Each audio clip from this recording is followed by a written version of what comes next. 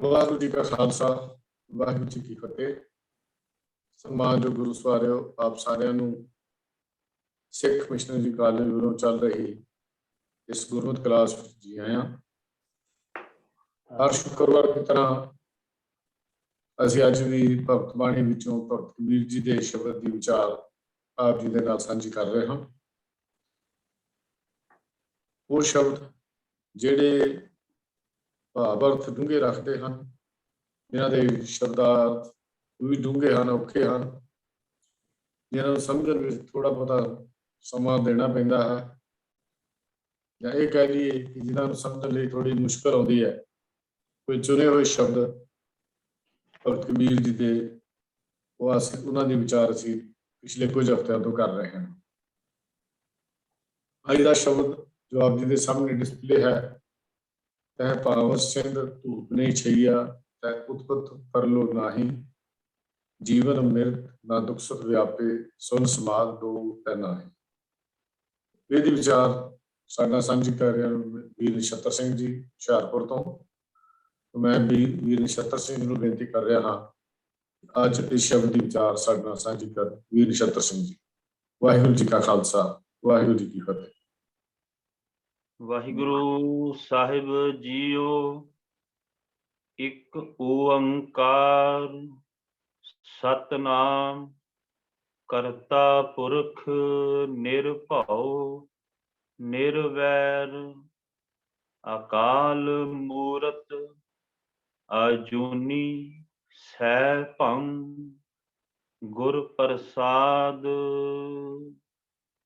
ਵਾਹਿਗੁਰੂ ਸਾਹਿਬ JIO, Gauri ਤਹਿ ਪਾਵਸ ਸਿੰਧ ਧੂਪ ਨਹੀਂ ਛਹੀਆ, ਤਹ ਉਤਪਤ ਪਰਲੋ ਨਾਹੀ, ਜੀਵਨ ਮਿਰਤ ਨਾ ਦੁਖ ਸੁਖ ਵਿਆਪੈ, ਸੁਨ ਸਮਾਦ ਦੋ ਤਹਿ ਨਾਹੀ। ਸਹਿਜ ਕੀ ਅਕਥ ਕਥਾ ਹੈ ਨਿਰਾਰੀ, ਤੁਲ ਨਹੀਂ ਚੜੈ ਜਾਏ ਨਾ ਮੁਕਾਤੀ, ਹਲਕੀ ਲੱਗੈ ਨਾ ਭਾਰੀ। ਰਹਾਉ ਅਰਧ ਉਰਧ ਦੋ ਤਹਿ ਨਾਹੀ, ਰਾਤ ਦਿਨਸ ਤਹਿ ਨਾਹੀ। ਜਲ ਨਹੀਂ ਪਵਨ ਪਾਵਕ ਫੁਨ ਨਾਹੀ, ਸਤਿਗੁਰ ਤਹਾਂ ਸਮਾਹੀ। ਅਗੰਮ ਅਗੋਚਰ ਰਹੇ ਨਿਰੰਤਰ, ਗੁਰ ਕਿਰਪਾ ਤੇ ਲਹੀਐ। ਕਹੋ ਕਬੀਰ ਬਲ ਜਾਓ ਗੁਰ ਆਪੁਨੈ, ਸਤ ਸੰਗਤ ਮਿਲ ਰਹੀਐ। ਅਗੰਮ ਅਗੋਚਰ ਰਹੇ ਨਿਰੰਤਰ, ਗੁਰ ਕਿਰਪਾ ਤੇ ਲਹੀਐ। ਕਹੋ ਕਬੀਰ ਬਲ ਜਾਓ ਗੁਰ ਆਪੁਨੈ, ਸਤ ਸੰਗਤ ਮਿਲ ਰਹੀਐ। ਵਾਹਿਗੁਰੂ ਜੀ ਕਾ ਖਾਲਸਾ, ਵਾਹਿਗੁਰੂ ਜੀ ਕੀ ਫਤਿਹ। ਸਿੱਖ ਮਿਸ਼ਨਰੀ ਕਾਲਜ ਲੁਧਿਆਣਾ ਦੇ ਇਸ ਜ਼ੂਮ ਐਪ ਤੇ ਸਮੂਹ ਸੰਗਤ ਆਪ ਜੀ ਭਗਤ ਕਬੀਰ ਜੀ ਦਾ ਪਾਵਨ ਬਚਨ ਸਹਿਜ ਕੀ ਅਕਥ ਕਥਾ ਹੈ ਨਿਰਾਰੀ, ਰਹਾਉ ਵਾਲੇ ਬੰਦ ਆਪ ਜੀ ਨੇ ਸਰਵਣ ਕੀਤਾ ਹੈ। ਬਾਬਾ ਕਬੀਰ ਜੀ ਨੇ ਇਸ ਪਾਵਨ ਬਚਨ ਦੇ ਅੰਦਰ ਰਹਾਉ ਵਾਲਾ ਜੋ ਪਾਵਨ ਬਚਨ ਹੈ, ਬੰਦ ਹੈ, ਉਸ ਦੇ ਅੰਦਰ ਭਗਤ ਕਬੀਰ ਜੀ ਕਹਿੰਦੇ ਨੇ, ਸਹਿਜ ਕੀ ਅਕਥ ਕਥਾ ਹੈ ਨਿਰਾਰੀ, ਤੁਲ ਨਹੀਂ ਚੜੈ ਜਾਏ ਨਾ ਮੁਕਾਤੀ, ਹਲਕੀ ਲੱਗੈ ਨਾ ਭਾਰੀ। ਰਹਾਉ ਬਾਬਾ ਕਬੀਰ ਜੀ ਕਹਿੰਦੇ ਨੇ, ਸਹਿਜ ਕੀ ਅਕਥ ਕਥਾ ਹੈ ਨਿਰਾਰੀ। ਸਹਿਜ ਉਹ ਅਵਸਥਾ ਹੈ ਜਿਸ ਦੇ ਵਿੱਚ ਮਨੁੱਖ ਦੁੱਖ ਸੁੱਖ ਤੋਂ ਉੱਪਰ ਉੱਠ ਜਾਂਦਾ ਹੈ। ਮਨੁੱਖ ਦੀਆਂ ਚਾਰ ਅਵਸਥਾਵਾਂ ਵਿਦਵਾਨ ਪੁਰਸ਼ਾਂ ਨੇ ਮੰਨੀਆਂ ਨੇ।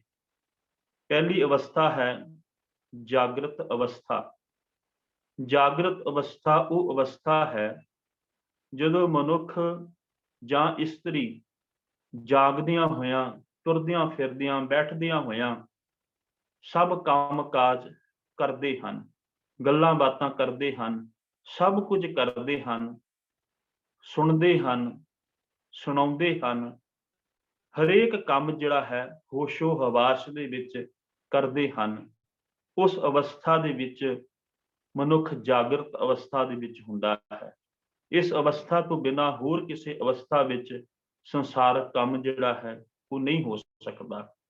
ਕੁਝ ਵਿਦਵਾਨਾਂ ਨੇ ਇਸ ਅਵਸਥਾ ਨੂੰ ਹੰਕਾਰ ਦੀ ਅਵਸਥਾ ਦੇ ਵਿੱਚ ਵੀ ਬਿਆਨ ਕੀਤਾ ਹੈ।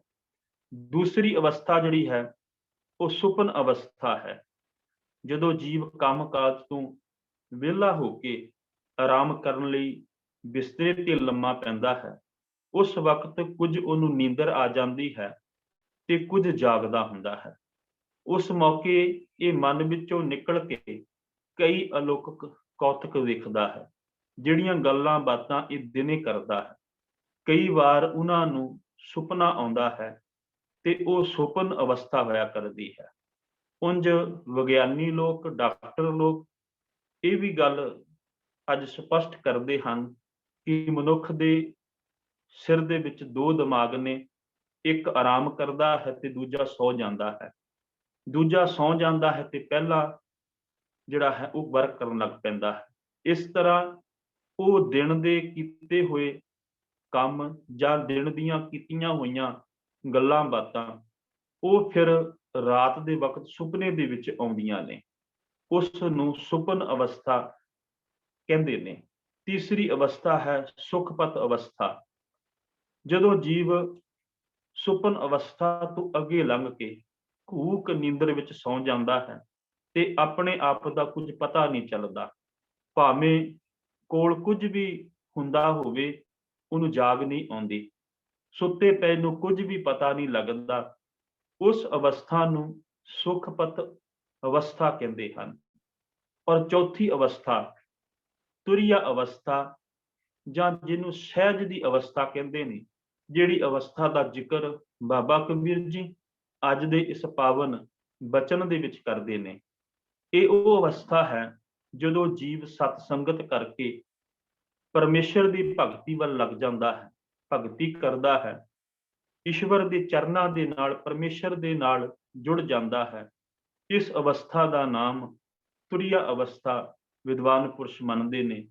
ਉਨ ਮਨ ਤੇ ਸਹਿਜ ਅਵਸਥਾ ਵੀ ਆਖਿਆ ਜਾਂਦਾ ਹੈ, ਜਿਹਦਾ ਜ਼ਿਕਰ ਬਾਬਾ ਕਬੀਰ ਜੀ ਨੇ ਸਾਡੇ ਸਨਮੁਖ ਇਸ ਅਵਸਥਾ ਦਾ ਜ਼ਿਕਰ ਕੀਤਾ ਹੈ ਕਿ ਇਹ ਅਵਸਥਾ ਜਿਹੜੀ ਹੈ ਉਹਦੇ ਵਿੱਚ ਮਨੁੱਖ ਸੰਸਾਰਕ ਪਦਾਰਥਾਂ ਦਾ ਮੋਹ ਤਿਆਗ ਦਿੰਦਾ ਹੈ, ਸੰਸਾਰਕ ਖਿਆਲ ਬਿਰਤੀਆਂ ਛੱਡ ਦਿੰਦਾ ਹੈ।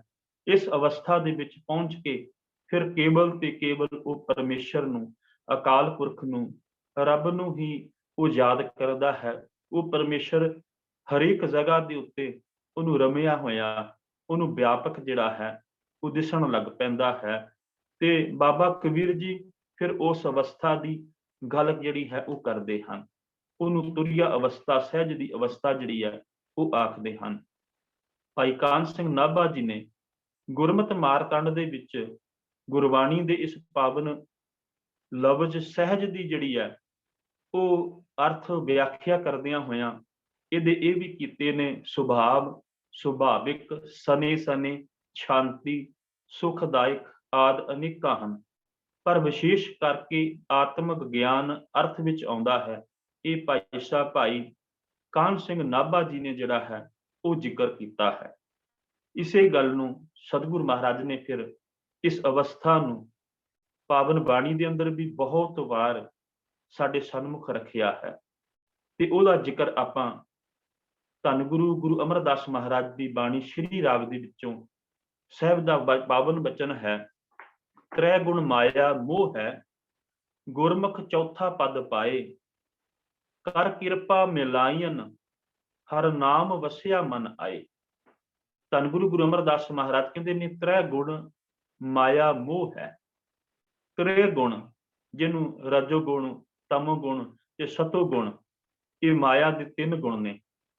ਧੰਨ ਗੁਰੂ ਗੁਰੂ ਅਮਰਦਾਸ ਮਹਾਰਾਜ ਕਹਿੰਦੇ ਨੇ ਤ੍ਰੈ ਗੁਣ ਮਾਇਆ ਮੋਹ ਹੈ। ਇਹ ਮੋਹ ਹੈ, ਇਹ ਤਿੰਨੇ ਗੁਣ ਮੋਹ ਦੇ ਵਿੱਚ ਫਸਿਆ ਹੋਇਆ। ਪਰ ਜਿਹੜਾ ਗੁਰਮੁਖ ਹੈ, ਗੁਰਮੁਖ ਚੌਥਾ ਪਦ ਪਾਏ। ਇਹ ਚੌਥਾ ਪਦ ਜਿਹੜਾ ਹੈ ਇਹ ਸਹਿਜ ਦੀ ਅਵਸਥਾ ਦਾ, ਜਿਹਦਾ ਹੁਣੇ ਆਪਾਂ ਜ਼ਿਕਰ ਕਰਕੇ ਆਏ ਹਾਂ, ਤੁਰੀਆ ਅਵਸਥਾ ਦਾ। ਇਹ ਸਤਿਗੁਰੂ ਮਹਾਰਾਜ ਕਹਿੰਦੇ ਨੇ ਗੁਰਮੁਖ ਜਿਹੜਾ ਗੁਰੂ ਦੀ ਸਿੱਖਿਆ ਦੇ ਉੱਤੇ ਚੱਲਦਾ ਹੈ, ਗੁਰੂ ਨੇ ਦੱਸੇ ਰਸਤੇ ਦੇ ਉੱਤੇ ਚੱਲਦਾ ਹੈ, ਸਤਿਗੁਰੂ ਮਹਾਰਾਜ ਕਹਿੰਦੇ ਨੇ ਗੁਰਮੁਖ ਇਸ ਚੌਥੇ ਪਦ ਨੂੰ ਪ੍ਰਾਪਤ ਕਰ ਲੈਂਦਾ ਹੈ। ਤ੍ਰੈ ਗੁਣ ਮਾਇਆ ਮੋਹ ਹੈ, ਗੁਰਮੁਖ ਚੌਥਾ ਪਦ ਪਾਏ, ਕਰ ਕਿਰਪਾ ਮਿਲਾਇਨ, ਹਰ ਨਾਮ ਵਸਿਆ ਮਨ ਆਏ। ਉਸ ਅਵਸਥਾ ਦੇ ਵਿੱਚ ਪਰਮੇਸ਼ਰ ਆਪਣੇ ਨਾਲ ਮਿਲਾ ਲੈਂਦਾ ਹੈ ਕਿਰਪਾ ਕਰਕੇ, ਤੇ ਮਨ ਦੇ ਵਿੱਚ ਨਾਮ ਜਿਹੜਾ ਹੈ ਉਹ ਵਸ ਜਾਂਦਾ ਹੈ। ਇਹ ਚੌਥੇ ਪਦ ਦੀ ਜਿਹੜੀ ਹੈ ਉਹ ਨਿਸ਼ਾਨੀ ਹੈ। ਧੰਨ ਗੁਰੂ ਅਮਰਦਾਸ ਮਹਾਰਾਜ ਉਹ ਵੀ ਆਪਣੀ ਇਸ ਪਾਵਨ ਬਾਣੀ ਦੇ ਵਿੱਚ ਚੌਥੇ ਪਦ ਦੀ ਜਿਹੜੀ ਹੈ ਜ਼ਿਕਰ ਕਰਦੇ ਹਨ। ਉਹਦੇ ਨਾਲ ਹੀ ਬਾਬਾ ਕਬੀਰ ਜੀ, ਕਿਉਂਕਿ ਅੱਜ ਦਾ ਪਾਵਨ ਬਚਨ ਵੀ ਬਾਬਾ ਕਬੀਰ ਜੀ ਦਾ ਹੈ, ਇੱਕ ਹੋਰ ਪਾਵਨ ਬਾਣੀ ਦੇ ਵਿੱਚ ਆਪਣੇ ਪਾਵਨ ਬਚਨ ਦੇ ਵਿੱਚ ਜ਼ਿਕਰ ਕਰਦੇ ਨੇ।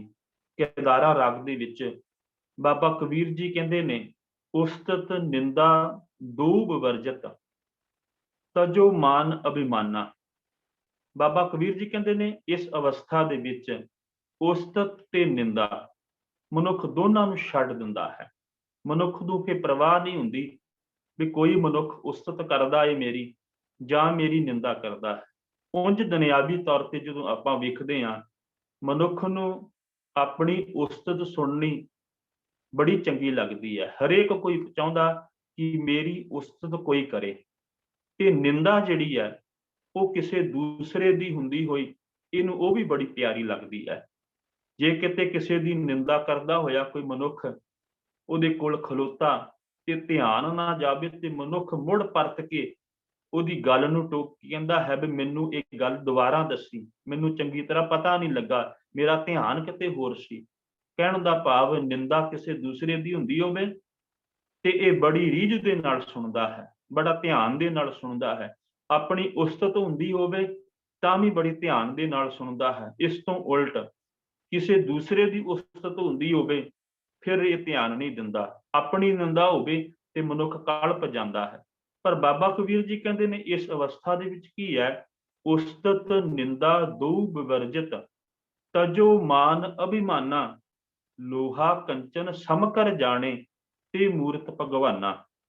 ਸਤਿਗੁਰੂ ਬਾਬਾ ਕਬੀਰ ਜੀ ਕਹਿੰਦੇ ਨੇ ਲੋਹਾ ਤੇ ਕੰਚਨ, ਹੁਣ ਸੋਨੇ ਦੀ ਬੜੀ ਕਦਰ ਕੀਮਤ ਹੈ ਲੋਹੇ ਦੇ ਮੁਕਾਬਲੇ, ਪਰ ਬਾਬਾ ਕਬੀਰ ਜੀ ਕਹਿੰਦੇ ਨੇ ਲੋਹਾ ਤੇ ਕੰਚਨ, ਲੋਹਾ ਤੇ ਸੋਨਾ ਸਮ ਦਾ ਮਤਲਬ ਬਰਾਬਰ ਕਰ ਜਾਣੇ, ਉਹਨੂੰ ਬਰਾਬਰ ਕਰਕੇ ਜਾਣਦਾ ਹੈ। ਤੇ ਮੂਰਤ ਭਗਵਾਨਾ, ਮਨ ਉਹਦੇ ਹਿਰਦੇ ਦੇ ਅੰਦਰ ਪਰਮੇਸ਼ਰ ਦੀ ਮੂਰਤ ਜਿਹੜੀ ਹੈ ਉਹ ਵਸ ਗਈ ਹੈ। ਤੇ ਬਾਬਾ ਕਬੀਰ ਜੀ ਕਹਿੰਦੇ ਨੇ ਤੇਰਾ ਜਨ ਏਕ ਆਦ ਕੋਈ, ਪਰ ਬਾਬਾ ਕਬੀਰ ਜੀ ਨਾਲ ਇਹ ਵੀ ਕਹਿੰਦੇ ਨੇ ਵੀ ਇਹ ਕੋਈ ਅੱਧਾ, ਕੋਈ ਵਿਰਲਾ ਹੀ ਮਨੁੱਖ ਜਿਹੜਾ ਹੈ ਉਹ ਪਰਮੇਸ਼ਰ ਦਾ ਹੋਵੇਗਾ, ਨਹੀਂ ਤੇ ਸੰਸਾਰ ਦੇ ਵਿੱਚ ਇਸ ਅਵਸਥਾ ਦੇ ਉੱਤੇ ਪਹੁੰਚਿਆ ਹੋਇਆ ਹਰੇਕ ਕੋਈ ਨਹੀਂ ਹੁੰਦਾ, ਕੋਈ ਵਿਰਲਾ ਹੁੰਦਾ ਹੈ। ਤੇਰਾ ਜਨ ਏਕ ਆਦ ਕੋਈ, ਕਾਮ ਕ੍ਰੋਧ ਲੋਭ ਮੋਹ ਵਿਵਰਜਿਤ, ਹਰ ਪਦ ਚੀਨੇ ਸੋਈ। ਬਾਬਾ ਕਬੀਰ ਜੀ ਕਹਿੰਦੇ ਨੇ ਇਸ ਅਵਸਥਾ ਦੇ ਵਿੱਚ ਕਾਮ ਕ੍ਰੋਧ ਲੋਭ ਮੋਹ ਇਹ ਮਨੁੱਖ ਛੱਡ ਦਿੰਦਾ ਹੈ, ਇਹਨਾਂ ਦੇ ਉੱਤੇ ਕਾਬੂ ਕਰ ਲੈਂਦਾ ਹੈ। ਹਰ ਪਦ ਚੀਨੇ ਸੋਈ, ਇਹ ਉਸ ਹਰੀ ਦੇ ਨਜ਼ਦੀਕ ਦਾ ਚੌਥਾ ਪਦ ਜਿਹੜਾ ਹੈ, ਅਵਸਥਾ ਜਿਹੜੀ ਹੈ ਉਹ ਪ੍ਰਾਪਤ ਕਰ ਲੈਂਦਾ ਹੈ। ਤੇ ਬਾਬਾ ਕਬੀਰ ਜੀ ਕਹਿੰਦੇ ਨੇ ਰਜ ਗੁਣ ਤਮ ਗੁਣ ਸਤ ਗੁਣ ਕਹੀਏ, ਇਹ ਤੇਰੀ ਸਭ ਮਾਇਆ। ਇਹ ਜਿਹੜੇ ਤਿੰਨ ਪਹਿਲੇ ਗੁਣ ਨੇ, ਜਿਹਨੂੰ ਪਹਿਲੇ ਬਚਨ ਦੇ ਵਿੱਚ ਆਪਾਂ ਵਿਚਾਰਿਆ ਸੀ ਤ੍ਰੈ ਗੁਣ ਮਾਇਆ, ਉਹ ਰਜ ਗੁਣ ਤਮ ਗੁਣ ਤੇ ਸਤ ਗੁਣ ਸਾਹਿਬ ਕਹਿਣ ਲੱਗੇ ਇਹ ਪਰਮੇਸ਼ਰ ਦੀ ਹੀ ਮਾਇਆ, ਪਰਮੇਸ਼ਰ ਦੀ ਹੀ ਖੇਡ ਹੈ। ਪਰ ਨਾਲ ਬਾਬਾ ਕਬੀਰ ਜੀ ਕਹਿੰਦੇ ਨੇ ਚੌਥੇ ਪਦ ਕੋ ਜੋ ਨਰ ਚੀਨੇ, ਤਿੰਨ ਹੀ ਪਰਮ ਪਦ ਪਾਇਆ। ਪਰ ਜਿਹੜਾ ਇਸ ਤਿੰਨ ਅਵਸਥਾ ਤੋਂ ਲੰਘ ਕਰਕੇ, ਇਹਨਾਂ ਨੂੰ ਛੱਡ ਕਰਕੇ ਚੌਥੇ ਪਦ ਭਾਵ ਸਹਿਜ ਦੀ ਅਵਸਥਾ, ਜਿਹਦਾ ਜ਼ਿਕਰ ਅੱਜ ਦੇ ਰਹਾਉ ਵਾਲੇ ਬੰਦ ਵਿੱਚ ਬਾਬਾ ਕਬੀਰ ਜੀ ਕਰ ਰਹੇ ਨੇ, ਜਿਹੜਾ ਮਨੁੱਖ ਉਸ ਚੌਥੇ ਪਦ ਨੂੰ ਪ੍ਰਾਪਤ ਕਰ ਲੈਂਦਾ ਹੈ, ਤੇ ਬਾਬਾ ਕਬੀਰ ਜੀ ਕਹਿੰਦੇ ਨੇ ਤਿੰਨ ਹੀ ਪਰਮ ਪਦ ਪਾਇਆ। ਉਹਨਾਂ ਨੇ ਪਰਮ ਉੱਚੀ ਅਵਸਥਾ ਉਹ ਜਿਹੜੀ ਹੈ ਉਹ ਪਾ ਲਈ ਹੈ। ਤੇ ਇਹ ਰਜੋ ਗੁਣ ਜੋ ਵਿਦਵਾਨ ਕਹਿੰਦੇ ਨੇ, ਉਹ ਰਜਗੁਣ ਜਿਹੜਾ ਹੈ ਉਹ ਹੰਕਾਰ ਹੈ, ਹੰਕਾਰ ਤੇ ਮੋਹ ਦਾ ਉਤੇਜਕ ਹੈ ਰਜਗੁਣ ਜਿਹੜਾ ਹੈ। ਤਮੋ ਗੁਣ ਜਿਹੜਾ ਹੈ ਉਹ ਅਗਿਆਨ ਅਤੇ ਕ੍ਰੋਧ ਦਾ ਲਾਇਕ ਹੈ, ਤੇ ਸਤੋ ਗੁਣ ਦੁੱਖ ਸੁੱਖ ਤੋਂ ਨਿਰਲੇਪ ਹੈ। ਤੇ ਸਤਿਗੁਰੂ ਮਹਾਰਾਜ ਕਹਿੰਦੇ ਨੇ, ਤੀਨ ਵਿਆਪੈ ਜਗਤ ਕੋ ਤੁਰਿਆ ਪਾਵੇ ਕੋਏ। ਜਿਹਨੂੰ ਬਾਬਾ ਕਬੀਰ ਜੀ ਕਹਿੰਦੇ ਨੇ ਵੀ ਕੋਈ ਵਿਰਲਾ ਹੀ ਜਿਹੜਾ ਮਨੁੱਖ ਹੈ, ਤੇਰਾ ਜਨ ਏਕ ਆਧ ਕੋਈ। ਉਹਨੂੰ ਸਤਿਗੁਰੂ ਮਹਾਰਾਜ ਕਹਿੰਦੇ ਨੇ ਵੀ ਤੀਨ ਵਿਆਪੈ ਜਗਤ ਕੋ ਤੁਰਿਆ ਪਾਵੇ ਕੋਈ। ਵੀ ਇਸ ਤਿੰਨ ਰਜਗੁਣ, ਤਮਗੁਣ ਤੇ ਸਤਗੁਣ, ਇਹ ਤ੍ਰੈ ਗੁਣ ਮਾਇਆ ਦੇ ਵਿੱਚ ਤੇ ਸਾਰਾ ਜਗਤ ਖਚਤ ਹੋਇਆ ਹੈ। ਸਾਰਾ ਹੀ ਜਗਤ ਜਿਹੜਾ ਹੈ ਉਹ ਫਿਰਦਾ ਹੈ, ਤੁਰਿਆ ਪਾਵੇ ਕੋਈ। ਪਰ ਇਹ ਤੁਰਿਆ ਅਵਸਥਾ ਜਿਹੜੀ ਆ, ਸਹਿਜ ਪਦ ਦੀ ਅਵਸਥਾ ਹੈ, ਇਹ ਕੋਈ ਕੋਈ ਪਾਉਂਦਾ ਹੈ। ਤੇ ਸਤਿਗੁਰੂ ਮਹਾਰਾਜ ਕਹਿੰਦੇ ਨੇ, ਨਾਨਕ ਸੰਤ ਨਿਰਮਲ ਭਏ ਜਿਨ ਮਨ ਵਸਿਆ ਸੋਏ। ਉਹ ਜਨ ਜਿਹੜੇ ਨੇ ਉਹ ਹਿਰਦੇ ਦੇ ਅੰਦਰ ਉਸ ਪਰਮੇਸ਼ਰ ਨੂੰ ਵਸਾ ਲੈਂਦੇ ਨੇ। ਜਿਨ੍ਹਾਂ ਦੇ ਹਿਰਦੇ ਵਿੱਚ ਉਹ ਪਰਮੇਸ਼ਰ ਵਸ ਜਾਂਦਾ ਹੈ, ਉਹ ਨਿਰਮਲ ਹੋ ਜਾਂਦੇ ਨੇ, ਪਵਿੱਤਰ ਹੋ ਜਾਂਦੇ ਨੇ, ਮਾਲਕ ਦੇ ਦਰ ਦੇ ਉੱਤੇ ਪ੍ਰਵਾਨ ਹੋ ਜਾਂਦੇ ਨੇ। ਸਤਿਗੁਰੂ ਮਹਾਰਾਜ ਇੱਕ ਪਾਵਨ ਬਚਨ ਦੇ ਵਿੱਚ ਕਹਿੰਦੇ ਨੇ, ਆਸਾ ਮਨਸਾ ਦੂ ਬਨਾਸਤ ਤ੍ਰੈ ਗੁਣ ਆਸ ਨਿਰਾਸ਼ ਭਈ ਤੁਰਿਆ ਅਵਸਥਾ ਗੁਰਮੁਖ ਪਾਈਏ ਸੰਤ ਜਨਾਂ ਕੀ ਓਟ ਲਹੀ। ਜਦੋਂ ਗੁਰੂ ਦੀ ਓਟ ਲੈ ਲੈਂਦੇ ਹਾਂ, ਗੁਰੂ ਦੀ ਸ਼ਰਨ ਲੈ ਲੈਂਦੇ ਹਾਂ, ਤੇ ਸਤਿਗੁਰੂ ਮਹਾਰਾਜ ਕਹਿੰਦੇ ਨੇ ਫਿਰ ਇਸ ਅਵਸਥਾ ਦੇ ਵਿੱਚ ਜਿਹੜਾ ਹੈ ਮਨੁੱਖ ਪਰਮੇਸ਼ਰ ਦੇ ਨਾਲ ਮਿਲ ਜਾਂਦਾ ਹੈ। ਤੇ ਇਹ ਉਹੀ ਮਨੁੱਖ ਪ੍ਰਾਪਤ ਕਰ ਸਕਦਾ ਹੈ ਜਿਹੜਾ ਮਨੁੱਖ ਫਿਰ ਆਪਣੇ ਜੀਵਨ ਦੇ ਅੰਦਰ ਗੁਰੂ ਦੇ ਨਾਲ ਸੰਬੰਧ ਬਣਾ ਲੈਂਦਾ ਹੈ। ਤੇ ਸਤਿਗੁਰੂ ਮਹਾਰਾਜ ਕਹਿੰਦੇ ਨੇ, ਆਸਾ ਮਨਸਾ ਦੂ ਬਨਾਸਤ ਤ੍ਰੈ ਗੁਣ ਆਸ ਨਿਰਾਸ਼ ਪਈ। ਇਹਨਾਂ ਤਿੰਨਾਂ ਗੁਣਾਂ ਤੋਂ ਜੀਵ ਜਿਹੜਾ ਹੈ ਉਹ ਵੱਖ ਹੋ ਜਾਂਦਾ ਹੈ, ਇਹਦੇ ਵੱਲੋਂ ਮੁੜ ਜਾਂਦਾ ਹੈ, ਤੇ ਸਤਿਗੁਰੂ ਮਹਾਰਾਜ ਕਹਿੰਦੇ ਨੇ ਉਹ ਪਰਮੇਸ਼ਰ ਦੇ ਨਾਲ ਜੁੜ ਜਾਂਦਾ ਹੈ। ਸਹਿਜ ਦੀ ਇਸ ਅੱਖਰੀ ਅਰਥ ਸਤਿਗੁਰੂ ਮਹਾਰਾਜ ਨੇ ਪਾਵਨ ਬਾਣੀ ਦੇ ਵਿੱਚ ਹੋਰ ਕਈ ਅਰਥਾਂ ਦੇ ਵਿੱਚ ਵਿਚਾਰਨੇ ਕੀਤੇ ਹਨ, ਕਿਉਂਕਿ ਸਤਿਗੁਰੂ ਮਹਾਰਾਜ ਪਾਵਨ ਬਾਣੀ ਦੇ ਅੰਦਰ ਇਹ ਗੱਲ ਸਮਝਾਉਂਦੇ ਨੇ। ਸਤਿਗੁਰੂ ਮਹਾਰਾਜ ਸਹਿਜ ਇੱਕ ਪਾਵਨ ਜਿਹੜਾ ਬਚਨ ਹੈ, ਉਹਦੇ ਵਿੱਚ ਸਤਿਗੁਰੂ ਮਹਾਰਾਜ ਆਤਮਿਕ ਅਡੋਲਤਾ ਔਰ ਬਹੁਤਾਤ ਦੇ ਵਿੱਚ ਬਹੁਤ ਸਾਰੇ ਬਚਨ ਇਸ ਅਵਸਥਾ ਦਾ ਜ਼ਿਕਰ ਕਰਦਿਆਂ, ਬਿਆਨ ਕਰਦਿਆਂ ਤਸਵੀਰ ਸਤਿਗੁਰੂ ਮਹਾਰਾਜ ਖਿੱਚਦੇ ਨੇ। ਤੇ ਅਨੇਕਾਂ ਪਾਵਨ ਬਚਨਾਂ ਦੇ ਵਿੱਚ ਆਤਮਿਕ ਅਡੋਲਤਾ ਦੀ ਹੀ ਗੱਲ ਜਿਹੜੀ ਹੈ ਉਹ ਸਤਿਗੁਰੂ ਮਹਾਰਾਜ ਕਰਦੇ ਨੇ। ਤੇ ਸਤਿਗੁਰੂ ਮਹਾਰਾਜ ਪਹਿਲੇ ਇੱਕ ਪਾਵਨ ਬਚਨ ਦੇ ਵਿੱਚ ਆਪਾਂ ਇੱਕ ਇੱਕ ਕਰਕੇ ਉਹ ਵਿਚਾਰਨ ਦੀ ਕੋਸ਼ਿਸ਼ ਕਰੀਏ ਥੋੜੇ ਜਿਹੇ ਸਮੇਂ ਦੇ ਅੰਦਰ। ਕੇਵਲ ਟੁੱਕ ਮਾਤਰ ਸਤਿਗੁਰੂ ਮਹਾਰਾਜ ਗਿਆਨ ਦੀ ਅਵਸਥਾ ਵੀ ਦੱਸਦੇ ਨੇ, ਸਹਿਜ ਨੂੰ ਗਿਆਨ ਦੀ ਅਵਸਥਾ ਵੀ ਦੱਸਦੇ ਨੇ, ਜਿਹਦੇ ਵਿੱਚ ਆਤਮਿਕ ਅਡੋਲਤਾ ਮਿਲਦੀ ਹੈ। ਤੇ ਸਤਿਗੁਰੂ ਮਹਾਰਾਜ ਕਹਿੰਦੇ ਨੇ, ਸਹਿਜ ਗੁਫਾ ਮੈਂ ਤਾੜੀ ਲਾਈ ਆਸਣ ਉੱਚ ਸਵਾਰਿਆ ਜੀਓ।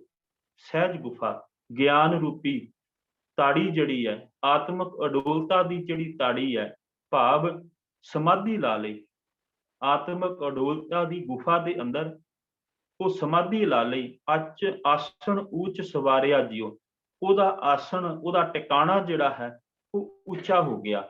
ਸਤਿਗੁਰੂ ਮਹਾਰਾਜ ਫਿਰ ਇੱਕ ਹੋਰ ਪਾਵਨ ਬਚਨ ਵਿੱਚ ਸਹਿਜ ਦਾ ਜੋ ਜ਼ਿਕਰ ਕਰਦੇ ਹਨ, ਤੇ ਸਾਹਿਬ ਕਹਿੰਦੇ ਨੇ, ਬਾਬਾ ਮਨ ਮਤ ਵਾਰੋ ਨਾਮ ਰਸ ਪੀਵੈ ਸਹਿਜ ਰੰਗ ਰਚ ਰਹਿਆ।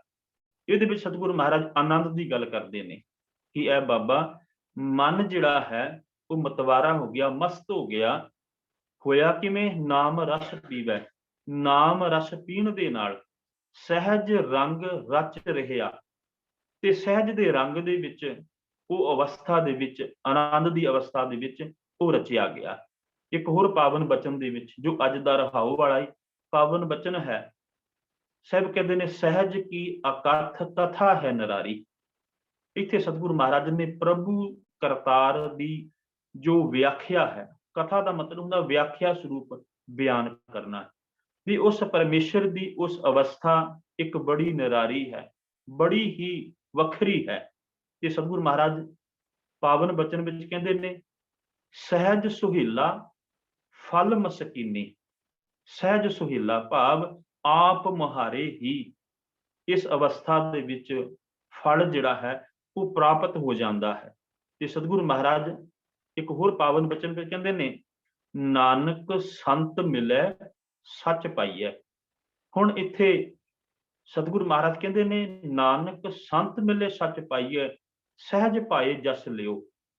ਸਹਿਜ ਪਾਏ ਜਸ ਲਿਓ, ਸੁਭਾਵਕ ਹੀ ਉਹਦੀ ਵਡਿਆਈ ਜਿਹੜੀ ਹੈ ਦੁਨੀਆ ਦੇ ਅੰਦਰ ਬਣਨ ਲੱਗ ਪੈਂਦੀ ਹੈ। ਜਿਹੜਾ ਗੁਰੂ ਦੇ ਨਾਲ ਮਿਲ ਕੇ ਪਰਮੇਸ਼ਰ ਨੂੰ ਪਾ ਲੈਂਦਾ ਹੈ, ਨਾਨਕ ਸੰਤ ਮਿਲੇ ਸੱਚ ਪਾਈਐ, ਪਰਮੇਸ਼ਰ ਨੂੰ ਮਿਲ ਜਾਂਦਾ ਹੈ, ਉਹਦਾ ਜਰੀਆ ਗੁਰੂ ਹੈ, ਤੇ ਉਹ ਸੁਭਾਵਕ ਹੀ ਜੀਵਨ ਦੇ ਅੰਦਰ ਜਸ ਪ੍ਰਾਪਤ ਕਰ ਲੈਂਦਾ ਹੈ। ਤੇ ਸਤਿਗੁਰੂ ਮਹਾਰਾਜ ਕਹਿੰਦੇ ਨੇ, ਮਨ ਮੇਰੇ ਸੁਖ ਸਹਿਜ ਸੇਤੀ ਜਪ ਨਾਉ।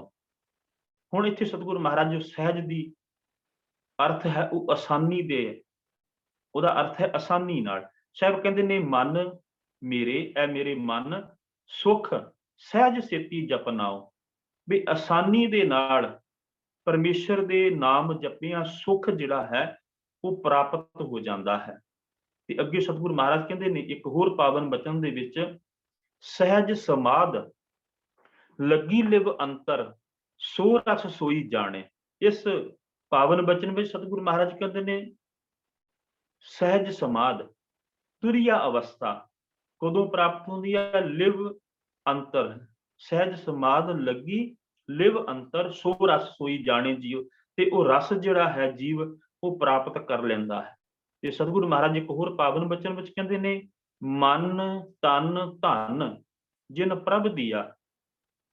ਜਿਨੇ ਪਰਮੇਸ਼ਰ ਨੇ ਮਨ ਦਿੱਤਾ, ਜਿਸ ਪਰਮੇਸ਼ਰ ਨੇ ਤਨ ਦਿੱਤਾ, ਧਨ ਦਿੱਤਾ, ਸਾਹਿਬ ਕਹਿੰਦੇ ਰੱਖਿਆ ਸਹਿਜ ਸਵਾਰ, ਉਹਨੇ ਇਹ ਕੁਦਰਤੀ ਰੂਪ ਦੇ ਵਿੱਚ ਜਿਹੜਾ ਹੈ ਉਹ ਰੱਖ ਦਿੱਤਾ। ਤੇ ਸਾਹਿਬ ਇੱਕ ਹੋਰ ਪਾਵਨ ਬਚਨ ਵਿੱਚ ਕਹਿੰਦੇ ਨੇ, ਸਾਧ ਸਹਿਜ ਸੁਖ ਰਸ ਕਸ ਤਜੀਆ ਲੈ, ਕਾਪੜ ਛੋਡੇ ਚਮੜ ਲਈਏ। ਇੱਥੇ ਸਹਿਜ ਦਾ ਜੋ ਅਰਥ ਹੈ ਉਹ ਹੈ ਆਰਾਮ, ਸੁਖ। ਸਤਿਗੁਰੂ ਮਹਾਰਾਜ ਕਹਿੰਦੇ ਨੇ ਵੀ ਜਿਹੜਾ ਸਾਧ ਸਹਿਜ ਸੁਖ ਰਸ ਕਸ ਤਜੀਆ ਲੈ, ਦੁਨੀਆ ਦੇ ਰਸ ਕਸ ਤਜ ਦਿੰਦਾ ਹੈ, ਛੱਡ ਦਿੰਦਾ ਹੈ, ਤਿਆਗ ਦਿੰਦਾ ਹੈ। ਸਤਿਗੁਰੂ ਮਹਾਰਾਜ ਕਹਿੰਦੇ ਨੇ ਉਹਨੂੰ ਸੁਖ ਆਰਾਮ ਜਿਹੜਾ ਹੈ ਉਹ ਪ੍ਰਾਪਤ ਹੋ ਜਾਂਦਾ ਹੈ। ਤੇ ਸਤਿਗੁਰੂ ਮਹਾਰਾਜ ਕਹਿੰਦੇ ਨੇ, ਬ੍ਰਹਿ ਰੰਗ ਰਾਤੀ ਸਹਿਜ ਮਾਤੀ, ਮਹਾ ਦੁਰਮਤ ਤਿਆਗਨੀ। ਤੇ ਅਖੀਰ ਵਿੱਚ ਇੱਕ ਹੋਰ ਪਾਵਨ ਬਚਨ ਦੇ ਵਿੱਚ ਸਾਹਿਬ ਕਹਿੰਦੇ ਨੇ, ਪ੍ਰਹਿ ਰੰਗ ਰਾਤੀ, ਪਰਮੇਸ਼ਰ ਦੀ ਰੰਗ ਦੇ ਵਿੱਚ ਰੰਗੀ ਗਈ, ਸਹਿਜ ਮਾਤੀ ਮਹਾ ਦੁਰਮਤ ਤਿਆਗਨੀ, ਦੁਰਮਤ ਭਾਵ ਭੈੜੀ ਮਤ ਉਹ ਤਿਆਗ ਹੋ ਜਾਂਦੀ ਹੈ ਉਸ ਪਰਮੇਸ਼ਰ ਦੇ ਨਿਸ਼ਕਾਮ ਪ੍ਰੇਮ ਦੇ ਵਿੱਚ। ਇੱਥੇ ਅਰਥ ਜਿਹੜਾ ਹੈ ਉਸ ਨਿਸ਼ਕਾਮ ਪ੍ਰੇਮ ਹੈ। ਤੇ ਸਤਿਗੁਰੂ ਧੰਨ ਗੁਰੂ ਅਮਰਦਾਸ ਮਹਾਰਾਜ ਇੱਕ ਹੋਰ ਪਾਵਨ ਬਚਨ ਸ਼੍ਰੀ ਰਾਗ ਦਾ ਹੀ ਹੈ, ਉਹਦੇ ਵਿੱਚ ਸਤਿਗੁਰੂ ਮਹਾਰਾਜ, ਭਾਵੇਂ ਕਿ ਉਹ ਸ਼ਬਦ ਬੜਾ ਲੰਬਾ ਹੈ, ਮੈਂ ਕੁਝ ਕੁ ਉਹਦੇ ਪਦੇ ਆਪ ਜੀ ਦੇ ਨਾਲ ਸਾਂਝੇ ਜ਼ਰੂਰ ਕਰ ਲਵਾਂ, ਤਾਂ ਜੋ ਸਾਨੂੰ ਸਹਿਜ ਜਿਹੜਾ ਹੈ ਕੀ ਅਵਸਥਾ ਹੈ, ਉਹ ਸਹਿਜ ਦੀ ਅਵਸਥਾ ਦਾ ਪਤਾ ਲੱਗ ਜਾਏ। ਧੰਨ ਗੁਰੂ ਅਮਰਦਾਸ ਮਹਾਰਾਜ ਕਹਿੰਦੇ ਨੂੰ, ਸਹਿਜੇ ਨੂੰ ਸਭ ਲੋਚਦੀ, ਬਿਨ ਗੁਰ ਪਾਇਆ ਨਾ ਜਾਏ। ਇਹ ਜਿਹੜੀ ਸਹਿਜ ਦੀ ਅਵਸਥਾ ਹੈ ਜਾਂ ਪਰਮੇਸ਼ਰ ਦੀ ਪ੍ਰਾਪਤੀ ਹੈ, ਸਤਿਗੁਰੂ ਮਹਾਰਾਜ ਕਹਿੰਦੇ ਨੇ ਸਹਿਜੇ ਨੂੰ ਸਭ ਲੋਚਦੀ, ਸਾਰੀ ਦੁਨੀਆ ਜਿਹੜੀ ਹੈ ਉਹ ਚਾਹੁੰਦੀ ਹੈ ਵੀ ਅਵਸਥਾ ਇਹ ਪ੍ਰਾਪਤ ਹੋਵੇ, ਜਾਂ ਪਰਮੇਸ਼ਰ ਜਿਹੜਾ ਹੈ ਸਾਨੂੰ ਪ੍ਰਾਪਤ ਹੋ ਜਾਵੇ, ਅਸੀਂ ਪਰਮੇਸ਼ਰ ਦੇ ਨਾਲ ਜੁੜ ਜਾਵੇ। ਪਰ ਸਭ ਕਹਿਣ ਲੱਗੇ, ਬਿਨ ਗੁਰ, ਬਿਨਾ ਗੁਰੂ ਤੋਂ ਪਾਇਆ ਨਾ ਜਾਈ, ਉਹ ਬਿਨਾ ਗੁਰੂ ਤੋਂ ਨਹੀਂ ਪਾਇਆ ਜਾ ਸਕਦਾ। ਫਿਰ ਲੋਕਾਂ ਨੇ, ਦੁਨੀਆ ਦੇ ਜਗਿਆਸੂਆਂ ਨੇ ਜਿਹੜੇ ਇਸ ਰਸਤੇ ਦੇ ਉੱਤੇ ਤੁਰੇ, ਉਹਨਾਂ ਨੇ ਫਿਰ ਕੀ ਕੀਤਾ? ਸਤਿਗੁਰੂ ਮਹਾਰਾਜ ਧੰਨ ਗੁਰੂ ਅਮਰਦਾਸ ਮਹਾਰਾਜ ਕਹਿੰਦੇ ਨੇ, ਪੜ ਪੜ ਪੰਡਤ ਜੋਤ ਕੀ, ਥੱਕੇ ਭੇਖੀ ਭਰਮ ਭੁਲਾਏ। ਪੰਡਤ ਤੇ ਜੋਤਸੀ ਜਿਹੜੇ ਸਨ ਉਹ ਪੜ ਪੜ ਕੇ ਥੱਕ ਗਏ, ਭੇਖੀ ਭਰਮ ਭੁਲਾਏ, ਪਰ ਉਹ ਭੇਖ ਰੂਪੀ ਕਰਮ ਕਰਦੇ ਹੋਏ ਭਰਮਾਂ ਦੇ ਵਿੱਚ ਭੁੱਲ ਗਏ, ਪਰ ਸਹਿਜ ਦੀ ਅਵਸਥਾ ਜਿਹੜੀ ਸੀ ਉਹਨਾਂ ਨੂੰ ਨਹੀਂ ਪ੍ਰਾਪਤ ਹੋਈ। ਤੇ ਸਤਿਗੁਰੂ ਮਹਾਰਾਜ ਕਹਿੰਦੇ ਨੇ, ਗੁਰ ਭੇਟੇ ਸਹਿਜ ਪਾਇਆ। ਜਦੋਂ ਗੁਰੂ ਮਿਲ ਗਿਆ ਤੇ ਫਿਰ ਸਹਿਜ ਦੀ ਅਵਸਥਾ ਜਿਹੜੀ ਸੀ ਉਹ ਪ੍ਰਾਪਤ ਹੋ ਗਈ। ਆਪਣੀ ਕਿਰਪਾ ਕਰੀ ਰਜਾਏ, ਉਹ ਆਪਣੀ ਕਿਰਪਾ ਕਰਕੇ ਉਸ ਪਰਮੇਸ਼ਰ ਦੇ ਨਾਲ ਮਿਲਾ ਦਿੰਦਾ ਹੈ ਗੁਰੂ। ਜਦੋਂ ਗੁਰੂ ਮਿਲ ਜਾਂਦਾ ਹੈ ਉਹ ਅਵਸਥਾ ਜਿਹੜੀ ਹੈ ਉਹ ਪ੍ਰਾਪਤ ਹੋ ਜਾਂਦੀ ਹੈ। ਤੇ ਸਤਿਗੁਰੂ ਮਹਾਰਾਜ ਧੰਨ ਗੁਰੂ ਅਮਰਦਾਸ ਮਹਾਰਾਜ ਇਸੇ ਪਾਵਨ ਬਚਨ ਦੇ ਵਿੱਚ, ਗੁਰ ਬਿਨ ਸਹਿਜ ਨਾ ਹੋਏ, ਐ ਭਾਈ ਗੁਰੂ ਤੋਂ ਬਿਨਾਂ ਸਹਿਜ ਦੀ ਅਵਸਥਾ ਨਹੀਂ ਪ੍ਰਾਪਤ ਹੋਣੀ, ਪਰਮੇਸ਼ਰ ਨਹੀਂ ਪ੍ਰਾਪਤ ਹੋਣਾ, ਸ਼ਬਦ ਹੀ ਤੇ ਸਹਿਜ ਉਪਜੈ। ਸ਼ਬਦ ਦੇ ਰਾਹੀਂ, ਜੋ ਗੁਰੂ ਸ਼ਬਦ ਦੱਸਦਾ ਹੈ, ਉਸ ਸ਼ਬਦ ਦੇ ਰਾਹੀਂ ਹੀ ਸਤਿਗੁਰੂ ਮਹਾਰਾਜ ਕਹਿੰਦੇ ਨੇ ਵੀ ਉਹ ਸਹਿਜ ਦੀ ਅਵਸਥਾ ਪੈਦਾ ਹੁੰਦੀ ਹੈ। ਹਰ ਪਾਇਆ ਸਚ ਸੋਏ, ਤੇ ਉਹ ਪਰਮੇਸ਼ਰ ਹਰੀ ਜਿਹੜਾ ਹੈ ਪ੍ਰਾਪਤ ਹੋ ਜਾਂਦਾ ਹੈ। ਅਗਲੇ ਬੰਦਾਂ ਦੇ ਵਿੱਚ ਵੀ ਸਤਿਗੁਰੂ ਮਹਾਰਾਜ ਕਹਿੰਦੇ ਨੇ, ਸਹਿਜੇ ਗਾਵਿਆ ਥਾਏ ਪਵੈ, ਬਿਨ ਸਹਿਜੇ ਕਥਨੀ ਬਾਦ। ਵੀ ਇਸ ਅਵਸਥਾ ਦੇ ਵਿੱਚ ਗਾਵਿਆ ਹੀ ਮਨੁੱਖ ਦਾ ਕੰਮ ਆਉਂਦਾ ਹੈ, ਥਾਏ ਪੈਂਦਾ ਹੈ।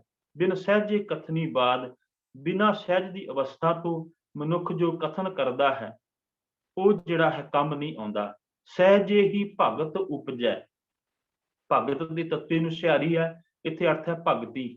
ਸਤਿਗੁਰੂ ਮਹਾਰਾਜ ਕਹਿੰਦੇ ਨੇ, ਸਹਿਜੇ ਹੀ ਇਸ ਅਵਸਥਾ ਦੇ ਵਿੱਚ ਜਿਹੜੀ ਹੈ ਉਹ ਭਗਤੀ ਪੈਦਾ ਹੋ ਜਾਂਦੀ ਹੈ, ਭਗਤ ਉਪਜੈ।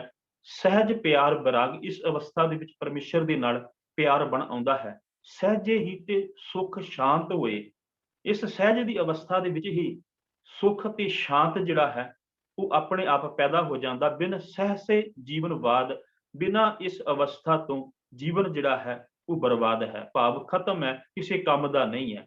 ਤੇ ਧੰਨ ਗੁਰੂ ਗੁਰੂ ਅਮਰਦਾਸ ਮਹਾਰਾਜ ਅਗਲੇ ਬੰਦ ਵਿੱਚ ਕਹਿੰਦੇ ਨੇ, ਸਹਿਜ ਸਲਾਈ ਸਦਾ ਸਦਾ, ਸਹਿਜ ਸਮਾਧ ਲਗਾਏ, ਸਹਿਜੇ ਹੀ ਗੁਣ ਉਚਰੈ, ਭਗਤ ਕਰੇ ਨਿਵਲਾਏ, ਸ਼ਬਦੇ ਹੀ ਹਰ ਮਨ ਵਸੇ, ਰਸਨਾ ਹਰ ਰਸ ਖਾਏ। ਸਤਿਗੁਰੂ ਮਹਾਰਾਜ ਕਹਿੰਦੇ ਨੇ, ਸਹਿਜ ਦੀ ਅਵਸਥਾ ਦੇ ਵਿੱਚ ਸਦਾ ਹੀ ਪਰਮੇਸ਼ਰ ਦੀ ਸਿਫਤ ਸਲਾਹ ਵਿੱਚ ਜੁੜ ਜਾਂਦਾ ਹੈ। ਸਹਿਜ ਦੇ ਵਿੱਚ ਹੀ ਸਮਾਧ ਭਾਵ ਟਿਕਾਊ ਮਿਲ ਜਾਂਦਾ ਹੈ। ਸਹਿਜ ਦੇ ਵਿੱਚ ਹੀ ਗੁਣ ਪੈਦਾ ਹੋ ਜਾਂਦੇ ਨੇ, ਤੇ ਭਗਤੀ ਦੇ ਵਿੱਚ ਲਿਵ ਜਿਹੜੀ ਹੈ ਉਹ ਲੱਗ ਜਾਂਦੀ ਹੈ। ਤੇ ਸਤਿਗੁਰੂ ਮਹਾਰਾਜ ਕਹਿੰਦੇ ਨੇ, ਇਸ ਅਵਸਥਾ ਦੇ ਵਿੱਚ ਸ਼ਬਦ ਦੇ ਰਾਹੀਂ ਜਦੋਂ ਮਨ ਵਿੱਚ ਸ਼ਬਦ ਵਸ ਜਾਂਦਾ ਹੈ, ਤੇ ਰਸਨਾ ਦੇ ਨਾਲ ਹਰ ਰਸ ਖਾਏ, ਉਹ ਹਰੀ ਦੇ ਨਾਮ ਦਾ ਰਸ ਜਿਹੜਾ ਹੈ ਉਹ ਚੱਖਦਾ ਹੈ। ਇਸ ਪਾਵਨ ਬਚਨ ਦੇ ਸਤਿਗੁਰੂ ਮਹਾਰਾਜ ਨੇ 10 ਬੰਦ ਨੇ, ਤੇ ਮੈਂ ਕੇਵਲ ਆਪ ਜੀ ਦੇ ਨਾਲ ਇਹ ਪਾਵਨ ਬਚਨ ਸਾਂਝਾ ਕਰ ਲਵਾਂ। ਸਹਿਜੇ ਕਾਲ ਵਡਾਰਿਆ, ਸੱਚ ਸ਼ਰਨਾਈ ਪਾਏ, ਸਹਿਜੇ ਹਰ ਨਾਮ ਮਨ ਵਸੇ, ਜੀ ਨਹੀਂ ਪਾਇਆ ਸਹਿਜੇ ਰਹਿਆ ਸਮਾਏ, ਮਾਇਆ ਵਿੱਚ ਸਹਿਜ ਨਾ ਉਪਜੇ, ਮਾਇਆ ਦੂਜੇ ਭਾਏ, ਮਨਮੁਖ ਕਰਮ ਕਮਾਵਣੇ, ਹਉਮੈ ਜਲੇ ਜਲਾਏ, ਜੰਮਣ ਮਰਨ ਨਾ ਚੁੱਕੇ, ਫਿਰ ਆਵੇ ਜਾਏ। ਹੁਣ ਧੰਨ ਗੁਰੂ ਗੁਰੂ ਅਮਰਦਾਸ ਮਹਾਰਾਜ ਨੇ ਦੂਜੀ ਅਵਸਥਾ ਜਿਹੜੀ ਹੈ ਉਹਦਾ ਜ਼ਿਕਰ ਕੀਤਾ ਵੀ ਜਦੋਂ ਮਨੁੱਖ ਮਾਇਆ ਦੇ ਵਿੱਚ ਫਸ ਜਾਂਦਾ ਹੈ, ਤੇ ਫਿਰ ਇਹ ਅਵਸਥਾ ਜਿਹੜੀ ਹੈ ਉਹ ਨਹੀਂ ਪ੍ਰਾਪਤ ਹੁੰਦੀ, ਤੇ ਮਨਮੁਖ ਭਾਵ ਮਨ ਦੇ ਪਿੱਛੇ ਲੱਗ ਕੇ ਕਰਮ ਕਮਾਉਣ ਵਾਲਾ ਉਹ ਹਉਮੈ ਦੇ ਵਿੱਚ ਫਸ ਜਾਂਦਾ ਹੈ, ਤੇ ਫਿਰ ਇਸ ਹਉਮੈ ਦੇ ਨਹੀਂ ਹੁੰਦਾ, ਤੇ ਇਹ ਮੁੜ ਮੁੜ ਕੇ ਜੰਮਦਾ ਹੈ। ਅਗਲੇ ਪਦ ਦੇ ਵਿੱਚ ਸਤਿਗੁਰੂ ਮਹਾਰਾਜ ਗੁਰੂ ਅਮਰਦਾਸ ਮਹਾਰਾਜ ਕਹਿੰਦੇ ਨੇ, ਤ੍ਰੈ ਗੁਣਾ ਵਿੱਚ ਸਹਿਜ ਨਾ ਪਾਈਏ, ਤ੍ਰੈ ਗੁਣ ਭਰਮ ਭੁਲਾਏ, ਪੜੀਏ ਗੁਣੀਏ ਕਿਆ ਕਥੀਏ, ਜਾਂ ਮੁੰਡੋ ਕੁੱਥਾ ਜਾਏ, ਚੌਥੇ ਪਦ ਮੇ ਸਹਿਜ ਹੈ ਗੁਰਮੁਖ ਪੱਲੇ ਪਾਏ। ਤੇਰਾ ਗੁਣਾ ਤੋਂ ਜਿਹਦੀ ਵਿਚਾਰ ਆਪਾਂ ਪਹਿਲਾਂ ਕਰ ਚੁੱਕੇ ਹਾਂ, ਉਸ ਤੋਂ ਅੱਗੇ ਚਲਾ ਜਾਂਦਾ ਹੈ, ਚੌਥੇ ਪਦ ਦੀ ਪ੍ਰਾਪਤੀ ਹੋ ਜਾਂਦੀ ਹੈ। ਅਗਲੇ ਪਦ ਵਿੱਚ ਸਤਿਗੁਰੂ ਮਹਾਰਾਜ ਕਹਿੰਦੇ, ਨਿਰਗੁਣ ਨਾਮ ਨਿਧਾਨ ਹੈ, ਸਹਿਜੇ ਸੋਝੀ ਹੋਏ, ਗੁਣਵੰਤੀ ਸਹਲਾਇਆ, ਸੱਚੇ ਸੱਚੀ ਸੋਏ, ਭੁੱਲਿਆ ਸਹਿਜ ਮਲਾਇਸੀ, ਸ਼ਬਦ ਮਲਾਵਾ ਹੋਏ, ਬਿਨ ਸਹਿਜੇ ਸਭ ਅੰਧ ਹੈ, ਮਾਇਆ ਮੂੰਹ ਗੋਬਾਰ, ਸਹਿਜੇ ਹੀ ਸੋਝੀ ਪਈ, ਸੱਚੇ ਸ਼ਬਦ ਅਪਾਰ, ਆਪੇ ਬਖਸ਼ ਮਲਾਇਨ, ਪੂਰੇ ਗੁਰ ਕਰਤਾਰ, ਸਹਿਜੇ ਅਦ੍ਰਿਸ਼ਟ ਪਛਾਣੀਐ, ਨਿਰਭਉ ਜੋਤ ਨਿਰੰਕਾਰ, ਸਭਨਾ ਜੀਆਂ ਕਾ ਇੱਕ ਦਾਤਾ, ਜੋਤੀ ਜੋਤ ਮਿਲਾਵਣ ਹਾਰ, ਪੂਰੇ ਸ਼ਬਦ ਸਲਾਹੀਏ, ਜਿਸ ਦਾ ਅੰਤ ਨਾ ਪਾਰਾਵਾਰ। ਤੇ ਅਖੀਰਲੇ ਬੰਦ ਵਿੱਚ ਧੰਨ ਗੁਰੂ ਗੁਰੂ ਅਮਰਦਾਸ ਮਹਾਰਾਜ ਕਹਿੰਦੇ ਨੇ, ਗਿਆਨੀਆਂ ਕਾ ਧਨ ਨਾਮ ਹੈ, ਸਹਿਜੇ ਕਰੇ ਵਪਾਰ। ਕਿ ਉਹ ਸਹਿਜ ਦੇ ਵਿੱਚ ਉਸ ਪਰਮੇਸ਼ਰ ਦੇ ਨਾਮ ਦੇ ਧਨ ਦਾ ਗਿਆਨੀ ਜਿਹੜੇ ਨੇ ਇਸ ਅਵਸਥਾ ਦੇ ਵਿੱਚ ਪਹੁੰਚੇ ਹੋਏ ਗਿਆਨਵਾਨ ਉਹ ਵਪਾਰ ਕਰਦੇ ਨੇ, ਲਾਹਾ ਲੈ ਲੈਂਦੇ ਨੇ, ਅਨ ਦਿਨ ਲਾਹਾ ਹਰ ਨਾਮ ਲੈਣ, ਅਖੁੱਟ ਭਰੇ ਭੰਡਾਰ, ਉਹਨਾਂ ਦੇ ਭੰਡਾਰੇ ਹਮੇਸ਼ਾ ਭਰੇ ਰਹਿੰਦੇ ਨੇ, ਨਾਨਕ ਤੋਟ ਨਾ ਆਵੇ, ਦੀਏ ਦੇਵਨਹਾਰ, ਉਹਨਾਂ ਨੂੰ ਕਦੀ ਤੋਟ ਜਿਹੜੀ ਹੈ ਉਹ ਨਹੀਂ ਆਉਂਦੀ।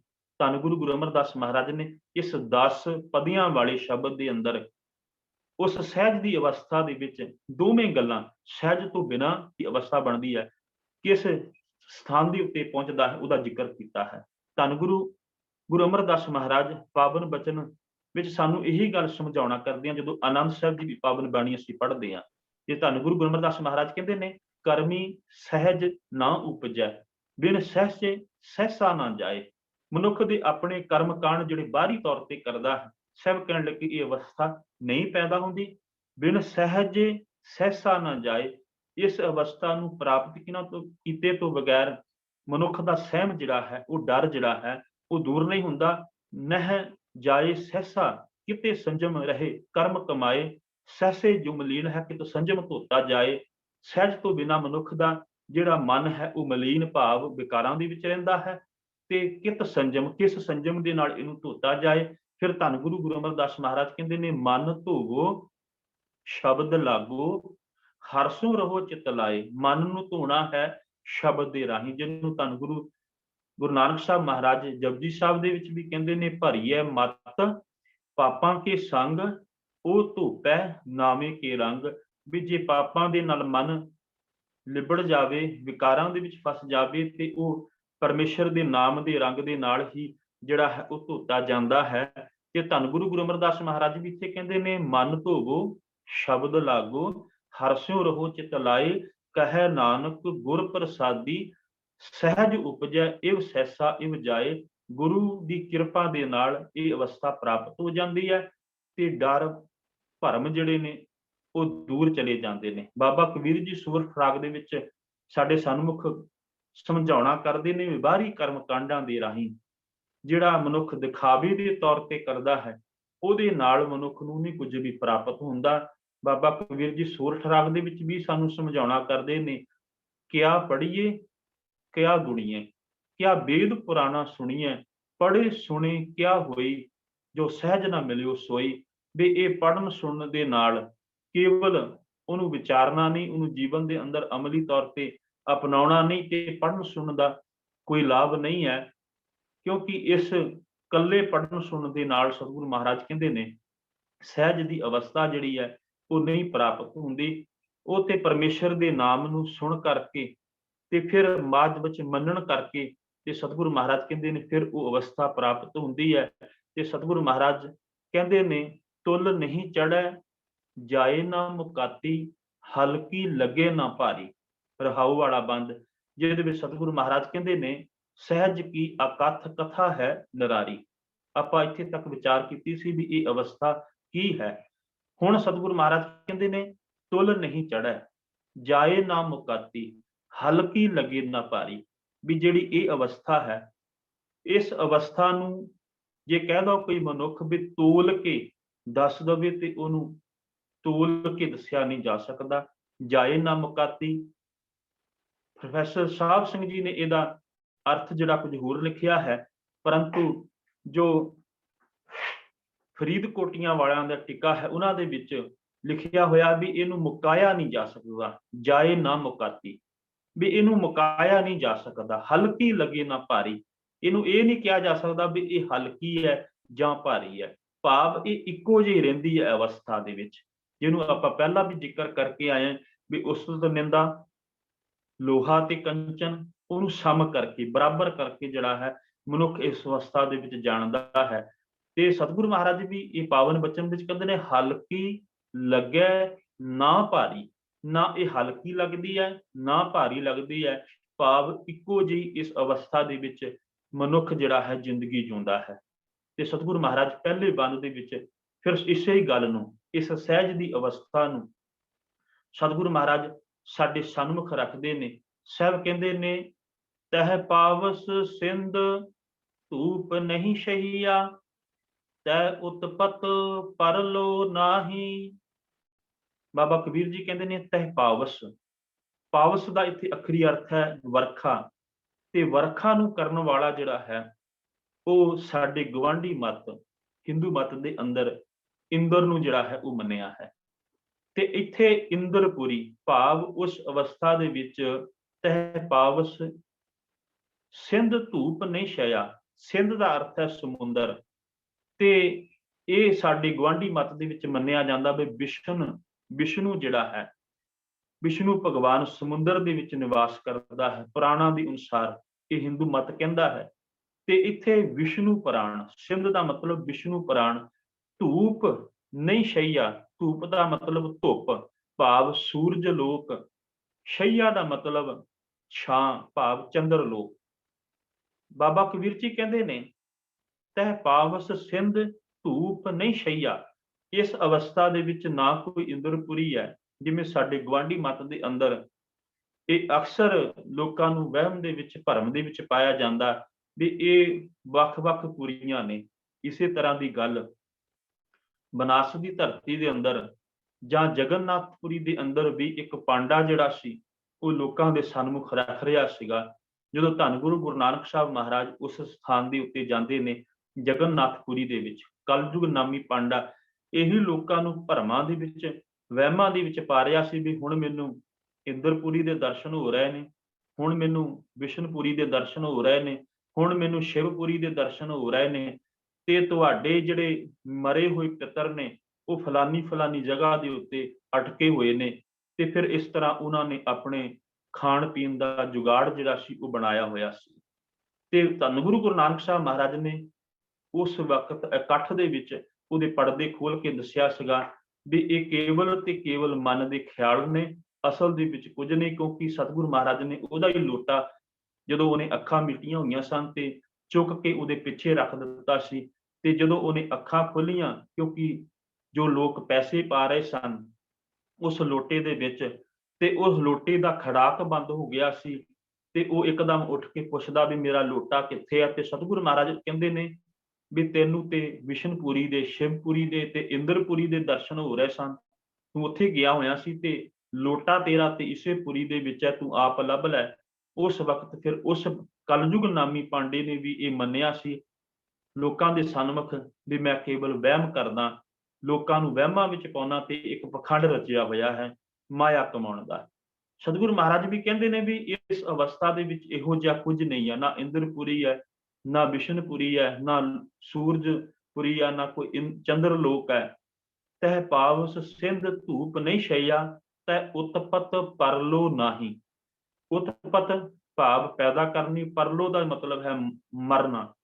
ਤੇ ਸਾਡੀ ਗਵਾਂਢੀ ਮੱਤ ਦੇ ਵਿੱਚ ਉਤਪਤ ਜਿਹੜੀ ਉਹ ਵਿਸ਼ਨੂੰ ਨੂੰ, ਬ੍ਰਹਮਾ ਨੂੰ ਮੰਨੀ ਗਈ ਆ ਵੀ ਬ੍ਰਹਮਾ ਜਿਹੜਾ ਸੰਸਾਰ ਦੇ ਵਿੱਚ ਭੇਜਦਾ, ਤੇ ਪਰਲੋ ਵਾਸਤੇ ਜਿਹੜਾ ਉਹਨਾਂ ਨੇ ਦੇਵਤਾ ਤਿਆਰ ਕੀਤਾ ਹੈ ਉਹ ਸ਼ਿਵ ਜੀ ਮੰਨਿਆ। ਤੇ ਸਾਹਿਬ ਕਹਿਣ ਲੱਗੇ ਇਸ ਅਵਸਥਾ ਦੇ ਵਿੱਚ ਉਹ ਪੈਦਾ ਕਰਨ ਵਾਲੀ ਤੇ ਮਰਨ ਵਾਲੀ ਕੋਈ ਗੱਲ ਜਿਹੜੀ ਹੈ ਉਹ ਨਹੀਂ ਹੈ।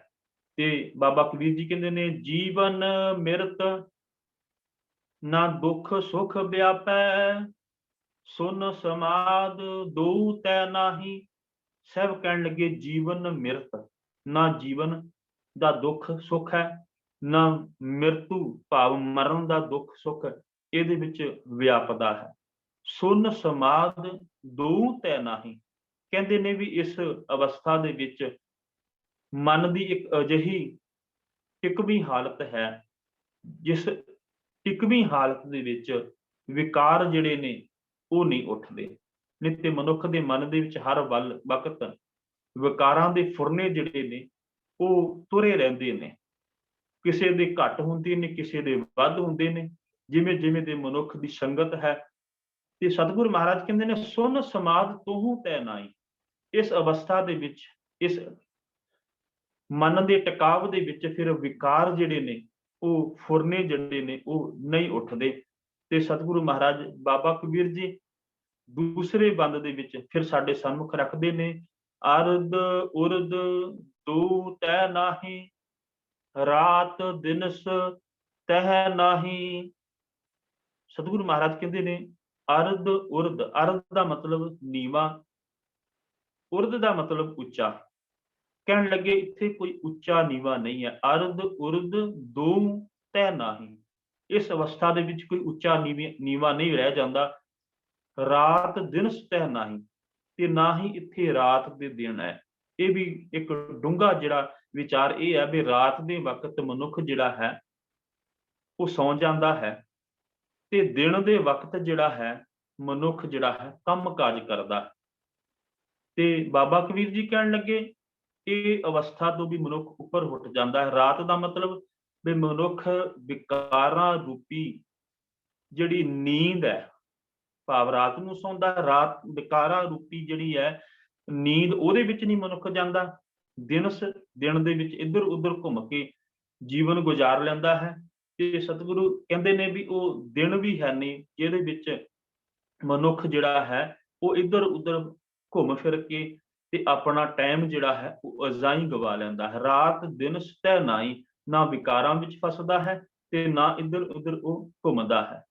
ਜਿਹਨੂੰ ਬਾਬਾ ਕਬੀਰ ਜੀ ਤੇ ਨਾਲ ਬਾਬਾ ਰਵਿਦਾਸ ਜੀ, ਇਹ ਕਿਉਂਕਿ ਇੱਕ ਜਗ੍ਹਾ ਦੇ ਉੱਤੇ ਬਨਾਰਸ ਦੀ ਧਰਤੀ ਦੇ ਉੱਤੇ ਦੋਵੇਂ ਭਗਤ ਸਾਹਿਬਾਨ ਜਿਹੜੇ ਸਨ ਉਹ ਸਨ, ਤੇ ਉਹਨਾਂ ਨੇ ਵੀ ਇੱਕ ਪਾਵਨ ਬਚਨ ਬਾਬਾ ਰਵਿਦਾਸ ਜੀ ਨੇ ਉਹਨਾਂ ਨੇ ਵੀ ਸਾਡੇ ਸਨਮੁਖ ਰੱਖਿਆ ਕਿ ਕੋਈ ਮਨੁੱਖ ਉੱਚਾ ਜਾਂ ਕੋਈ ਮਨੁੱਖ ਅਵਸਥਾ, ਤੇ ਉਸ ਅਵਸਥਾ ਨੂੰ ਬਾਬਾ ਰਵਿਦਾਸ ਜੀ ਨੇ ਬੇਗਮਪੁਰਾ ਦਾ ਨਾਮ ਵੀ ਦਿੱਤਾ ਹੈ। ਤੇ ਬਾਬਾ ਰਵਿਦਾਸ ਜੀ ਕਹਿੰਦੇ ਨੇ, ਬੇਗਮਪੁਰਾ ਸ਼ਹਿਰ ਕੋ ਨਾਉ, ਦੁੱਖ ਦੋ ਨਹੀਂ ਤੈ ਠਾਉ। ਦੁੱਖ ਤੇ ਸੁੱਖ ਇਸ ਅਵਸਥਾ ਦੇ ਵਿੱਚ ਨਹੀਂ ਹੈ। ਨਾ ਤਸਵੀਸ ਖਰਾਜ ਨਾ ਮਾਲ, ਖੌਫ ਨਾ ਖਤਾ ਨਾ ਤਰਸ ਜਵਾਲ। ਕਹਿਣ ਲੱਗੇ ਨਾ ਇਹਦੇ ਵਿੱਚ ਕੋਈ ਟੈਕਸ ਲਿਆ ਜਾਂਦਾ, ਨਾ ਕਰ ਲਿਆ ਜਾਂਦਾ ਹੈ। ਜਿਹੜਾ ਤੁਸੀਂ ਪਦਾਰਥ ਪੈਦਾ ਕਰਦੇ ਆ ਜਾਂ ਇੱਕ ਦੂਜੀ ਜਗ੍ਹਾ ਦੇ ਉੱਤੇ ਲੈ ਕੇ ਜਾਂਦੇ ਆ, ਨਾ ਇਹਦੇ ਵਿੱਚ ਕੋਈ ਡਰ ਹੈ, ਨਾ ਕੋਈ ਇਹੋ ਜਿਹੀ ਹੋਰ ਗੱਲ ਹੈ। ਤੇ ਬਾਬਾ ਰਵਿਦਾਸ ਜੀ ਕਹਿੰਦੇ ਨੇ, ਅਬ ਮੋਹੇ ਖੂਬ ਬਤਨ ਗਹਿ ਪਾਈ, ਉਹਾਂ ਖੈਰ ਸਦਾ ਮੇਰੀ ਪਾਈ। ਇਸ ਅਵਸਥਾ, ਕਿਉਂਕਿ ਜਦੋਂ ਬੇਗਮਪੁਰਾ ਨਾਲ ਸ਼ਹਿਰ ਸ਼ਬਦ ਆਉਂਦਾ ਹੈ ਤੇ ਜਿਹੜੇ ਗਿਆਨਵਾਨ ਨਹੀਂ ਨੇ ਮਨੁੱਖ, ਜਾਂ ਬਾਣੀ ਨੂੰ ਨਹੀਂ ਪੜ੍ਹਦੇ ਜਾਂ ਉਪਰਾ ਵੇਖਦੇ ਨੇ, ਤੇ ਜਦੋਂ ਸ਼ਹਿਰ ਸ਼ਬਦ ਆਉਂਦਾ ਹੈ ਤੇ ਮਨ ਵਿੱਚ ਇੱਕ ਤਸਵੀਰ ਬਣ ਜਾਂਦੀ ਹੈ ਵੀ ਸ਼ਾਇਦ ਕੋਈ ਸ਼ਹਿਰ ਹੋਵੇਗਾ ਤੇ ਉਹਦਾ ਨਾਮ ਬੇਗਮਪੁਰਾ ਹੋਵੇਗਾ। ਅਸਲ ਦੇ ਵਿੱਚ ਇਹ ਵੀ ਇੱਕ ਅਵਸਥਾ ਦਾ ਨਾਮ ਹੈ। ਉਸ ਅਵਸਥਾ ਦੇ ਜ਼ਿਕਰ ਬਾਬਾ ਰਵਿਦਾਸ ਜੀ ਕਰਦੇ ਨੇ, ਕਾਇਮ ਦਾਇਮ ਸਦਾ ਪਾਤਸ਼ਾਹੀ, ਦੋਮਨਾ ਸੇਮ ਏਕ ਸੋ ਆਹੀ। ਵੀ ਇਹਦੇ ਵਿੱਚ ਸਦਾ ਹੀ ਪਾਤਸ਼ਾਹੀ ਕਾਇਮ ਰਹਿੰਦੀ ਹੈ। ਦੋਮਨਾ ਸੇਮ, ਦੂਜੇ ਦਰਜੇ ਦਾ, ਤੀਜੇ ਦਰਜੇ ਦਾ, ਪਹਿਲੇ ਦਰਜੇ ਦਾ ਕੋਈ ਨਹੀਂ ਹੈ। ਇੱਥੇ ਬਰਾਬਰ ਹੈ ਸਾਰੇ। ਅਬਾਦਾਨ ਸਦਾ ਮਸ਼ਹੂਰ, ਉਹਾਂ ਗਨੀ ਬਸੇ ਮਮੂਰ। ਇਹ ਸਦਾ ਹੀ ਅਵਸਥਾ ਜਿਹੜੀ ਹੈ ਟਿਕਣ ਵਾਲੀ ਹੈ, ਤੇ ਇਹਦੇ ਵਿੱਚ ਜਿਹੜਾ ਹੈ ਕੋਈ ਇਹੋ ਜਿਹੀ ਹਾਲਾਤ ਨਹੀਂ ਹੈ। ਤੇ ਸਤਿਗੁਰੂ ਮਹਾਰਾਜ ਨਾਲ ਇਹ ਵੀ ਗੱਲ ਕਹਿੰਦੇ ਨੇ ਕਿ ਰਾਤ ਦਿਨ ਸਤਹਿ ਨਾਈ। ਜਿਹੜੀ ਆਪਾਂ ਅਗਲੀ ਤੁਕ ਦੀ ਅੱਧੀ ਦੀ ਵਿਆਖਿਆ ਹੈ, ਉਹਦੇ ਵਿੱਚ ਬਾਬਾ ਫਰੀਦ ਜੀ ਵੀ ਸਾਨੂੰ ਸਮਝਾਉਣਾ ਕਰਦੇ ਨੇ ਵੀ ਫਰੀਦਾ ਚਾਰ ਗਵਾਇਆ ਹੰਡ ਕੇ, ਚਾਰ ਗਵਾਇਆ ਸਮ, ਲੇਖਾ ਰੱਬ ਮੰਗੀਸੀਆਂ, ਤੂੰ ਆਹੋ ਤੇਰੇ ਕੰਮ। ਬਾਬਾ ਫਰੀਦ ਜੀ ਉਹ ਮਨੁੱਖ ਦੀ ਅਵਸਥਾ ਕਰਦੇ ਵੀ ਰਾਤ ਕਿਵੇਂ ਤੇ ਦਿਨ ਕਿਵੇਂ ਗੁਜ਼ਾਰਦਾ ਹੈ। ਵੀ ਰਾਤ ਸੌਂ ਕੇ ਗਵਾ ਲੈਂਦਾ ਹੈ ਤੇ ਦਿਨ ਜਿਹੜਾ ਹੈ ਉਹ ਘੁੰਮ ਫਿਰ ਕੇ ਗਵਾ ਲੈਂਦਾ ਹੈ। ਤੇ ਸਤਿਗੁਰੂ ਮਹਾਰਾਜ ਵੀ ਪਾਵਨ ਬਾਣੀ ਦੇ ਵਿੱਚ ਸਮਝਾਉਣਾ ਕਰਦੇ ਨੇ। ਧੰਨ ਗੁਰੂ ਗੁਰੂ ਨਾਨਕ ਸਾਹਿਬ ਮਹਾਰਾਜ ਗੌੜੀ ਰਾਗ ਦੇ ਵਿੱਚ, ਰੈਣ ਗਵਾਈ ਸੋਏ ਕੈ, ਦਿਵਸ ਗਵਾਇਆ ਖਾਏ, ਹੀਰੇ ਜੈਸਾ ਜਨਮ ਹੈ ਕੌਡੀ ਬਦਲੇ ਜਾਏ, ਨਾਮ ਨਾ ਜਾਣਿਆ ਰਾਮ ਕਾ, ਮੂੜੇ ਫਿਰ ਪਾਛੇ ਪਛਤਾਏ ਰੇ। ਧੰਨ ਗੁਰੂ ਗੁਰੂ ਨਾਨਕ ਸਾਹਿਬ ਮਹਾਰਾਜ ਕਹਿੰਦੇ ਨੇ, ਪਰਮੇਸ਼ਰ ਦਾ ਨਾਮ ਜਿਹੜਾ ਹੈ ਉਹ ਨਹੀਂ ਜਾਣਿਆ ਤੇ ਮੁੜ ਤੈਨੂੰ ਜਿਹੜਾ ਹੈ ਪਛਤਾਉਣਾ ਪਏਗਾ। ਤੇ ਸਤਿਗੁਰੂ ਮਹਾਰਾਜ ਕਹਿੰਦੇ ਨੇ ਕਿ ਫਿਰ ਰਾਤ ਦਿਨ ਸਤਹਿ ਨਾਏ। ਮਨੁੱਖ ਇਵੇਂ ਜਿਵੇਂ ਆਮ ਮਨੁੱਖ ਰਾਤ ਸੌਂ ਕੇ ਗੁਜ਼ਾਰ ਲੈਂਦਾ, ਇਵੇਂ ਉਹ ਜੀਵ ਇਸ ਅਵਸਥਾ ਦੇ ਉੱਤੇ ਪਹੁੰਚ ਕੇ ਵਿਕਾਰਾਂ ਰੂਪੀ ਰਾਤ ਵਿੱਚ ਨਹੀਂ ਸੌਂਦਾ, ਤੇ ਇਵੇਂ ਆਪਣਾ ਸਮਾਂ ਜਿਹੜਾ ਹੈ ਉਹ ਨਹੀਂ ਖਰਾਬ ਕਰਦਾ। ਤੇ ਅਗਲੀ ਤੁਕ ਵਿੱਚ ਬਾਬਾ ਕਬੀਰ ਜੀ ਕਹਿੰਦੇ ਨੇ, ਜਲ ਨਹੀਂ ਪਵਨ ਪਾਵਕ ਫੁਨ ਨਾਹੀ, ਸਤਿਗੁਰ ਤਹਾਂ ਸਮਾਈ। ਜਲ ਨਹੀਂ ਪਵਨ, ਸਤਿਗੁਰੂ ਮਹਾਰਾਜ ਕਹਿੰਦੇ ਨੇ ਜਲ ਭਾਵ ਸੰਸਾਰ ਸਮੁੰਦਰ, ਜਿਹੜਾ ਵਿਕਾਰਾਂ ਦਾ ਜਲ ਹੈ ਉਹ ਉੱਥੇ ਨਹੀਂ ਹੈ। ਪਵਨ, ਪਵਨ ਦਾ ਇੱਥੇ ਅਰਥ ਹੈ ਮਨ ਦੀ ਚੰਚਲਤਾ। ਇਸ ਅਵਸਥਾ ਦੇ ਵਿੱਚ ਵਿਕਾਰਾਂ ਦਾ ਜਲ ਨਹੀਂ ਹੈ ਤੇ ਮਨ ਦੀ ਚੰਚਲਤਾ ਜਿਹੜੀ ਹੈ ਉਹ ਵੀ ਨਹੀਂ ਹੈ। ਪਾਵਕ ਫੁਨ ਨਾਹੀ, ਪਾਵਕ ਦਾ ਮਤਲਬ ਅੱਗ। ਸਤਿਗੁਰੂ ਮਹਾਰਾਜ ਕਹਿੰਦੇ ਨੇ ਪਾਵਕ ਫੁਨ ਨਾਹੀ, ਇੱਥੇ ਤ੍ਰਿਸ਼ਨਾ ਦੀ ਅੱਗ ਜਿਹੜੀ ਹੈ ਉਹ ਵੀ ਨਹੀਂ ਹੈ। ਨਾ ਇੱਥੇ ਵਿਕਾਰਾਂ ਦਾ ਜਲ ਹੈ, ਨਾ ਇਹਦੇ ਵਿੱਚ ਮਨ ਦੀ ਚੰਚਲਤਾ ਹੈ, ਤੇ ਨਾ ਹੀ ਇੱਥੇ ਤ੍ਰਿਸ਼ਨਾ ਦੀ ਅੱਗ ਹੈ। ਤੇ ਸਤਿਗੁਰੂ ਮਹਾਰਾਜ ਕਹਿੰਦੇ ਨੇ, ਸਤਿਗੁਰ ਤਹਾਂ ਸਮਾਈ। ਇਸ ਅਵਸਥਾ ਦੇ ਵਿੱਚ ਤੇ ਜੀਵ ਸਤਿਗੁਰ ਦੇ ਨਾਲ ਜਿਹੜਾ ਹੈ ਉਹ ਜੁੜਿਆ ਰਹਿੰਦਾ ਹੈ, ਟਿਕ ਜਾਂਦਾ ਹੈ।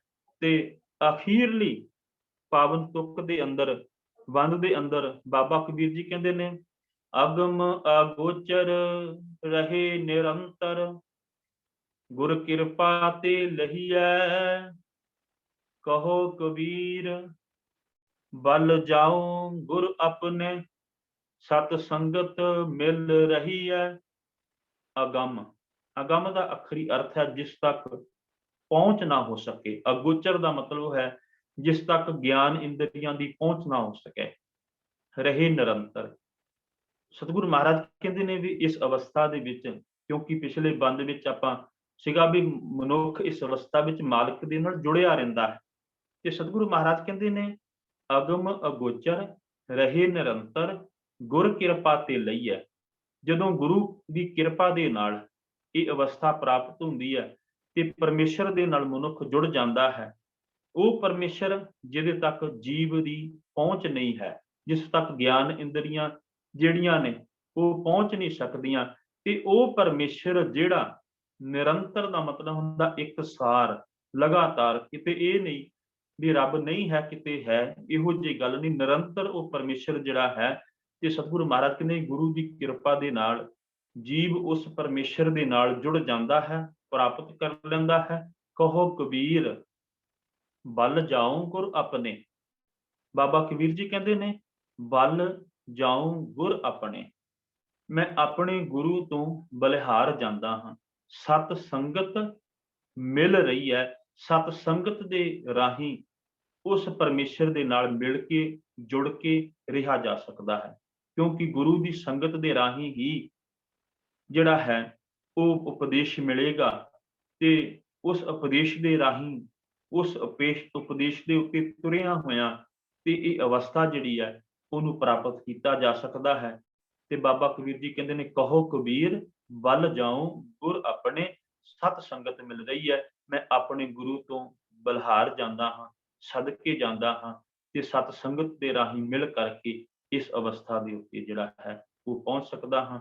ਅੱਜ ਦੇ ਇਸ ਪਾਵਨ ਬਚਨ ਦੇ ਅੰਦਰ ਸਮੁੱਚਾ ਭਾਵ ਜੋ ਬਾਬਾ ਕਬੀਰ ਜੀ ਨੇ ਸਾਡੇ ਸਨਮੁਖ ਰੱਖਿਆ ਹੈ ਕਿ ਗੁਰੂ ਦੀ ਕਿਰਪਾ ਦੇ ਨਾਲ ਇਹ ਅਵਸਥਾ ਜਿਹੜੀ ਹੈ ਉਹ ਪ੍ਰਾਪਤ ਹੁੰਦੀ ਆ, ਪਰਮੇਸ਼ਰ ਦੇ ਨਾਲ ਮਿਲਿਆ ਜਾ ਸਕਦਾ ਹੈ।